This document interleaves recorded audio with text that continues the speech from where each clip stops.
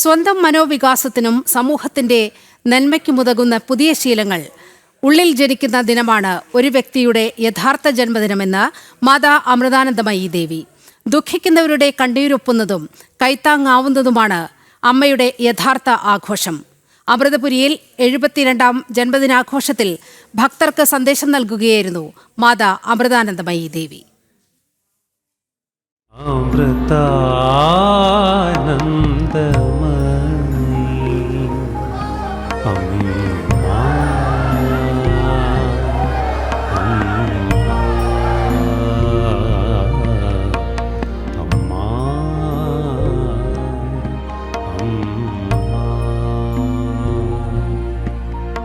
തിങ്ങി നിറഞ്ഞ ഭക്തസാഗരത്തിനും അമൃതമന്ത്രങ്ങൾക്കുമിടയിൽ അമ്മയ്ക്ക് പിറന്നാൾ ആഘോഷം.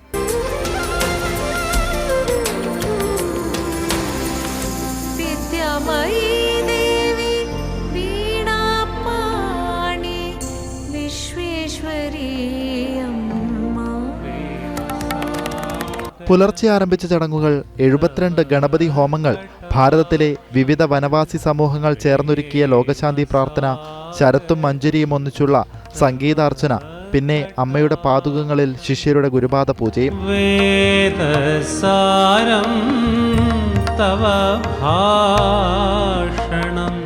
സന്തോഷിക്കുന്നതിലേറെ ദുഃഖിക്കുന്നവരാണ് ലോകത്തുള്ളതെന്നും അവരുടെ കണ്ണീരൊപ്പുന്നതും കൈത്താങ്ങാകുന്നതുമാണ് അമ്മയുടെ സന്തോഷവും ആഘോഷവുമെന്നും അമ്മ.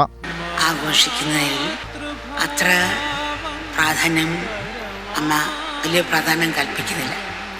എങ്കിലും സന്തോഷിക്കുന്നവരെക്കാൾ കൂടുതൽ ദുഃഖിക്കുന്നവരാണ് ഈ ലോകത്തിലുള്ളത്. അവരെ ആശ്വസിപ്പിക്കാനും അവരുടെ കണ്ണുനീരൊപ്പാനും ഒരു കൈത്താങ്ങായൊക്കെ അവർക്കൊപ്പം നിൽക്കാനുമാണ്.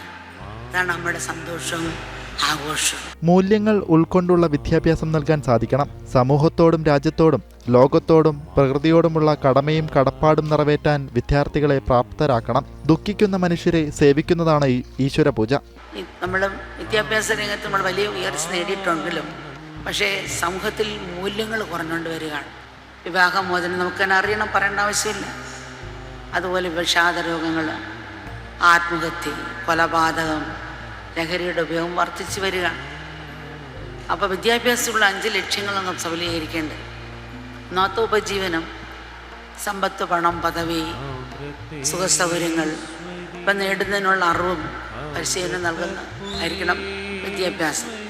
രണ്ടാമത്തെ എന്ന് പറയുന്നത് ശരീരമായ ആരോഗ്യത്തിനും ആവശ്യത്തിനും നൽകുന്ന അതേ പ്രാധാന്യം സ്വഭാവ സംസ്കരണത്തിന് നമ്മൾ നൽകിയിരിക്കുന്നതായിരിക്കണമെന്നുള്ള ആരോഗ്യപൂർണ്ണമായ ശരീരവും വികാര വിചാരങ്ങളിലുള്ള പക്വതയും വേഗവും നടത്താൻ സഹായിക്കുന്നതായിരിക്കണം എന്നുള്ള.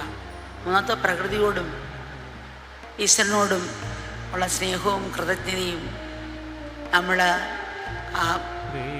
കാരുണ്യവും ഉള്ളവരായി വളർത്താൻ അതിന് സഹായിക്കുന്നതായിരിക്കണം.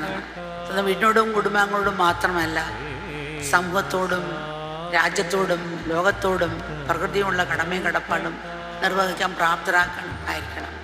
25 വർഷം മുൻപ് ഐക്യരാഷ്ട്രസഭയിൽ മലയാളത്തിൽ അമ്മ നടത്തിയ പ്രസംഗം വേദിയിൽ പ്രദർശിപ്പിച്ചിരുന്നു.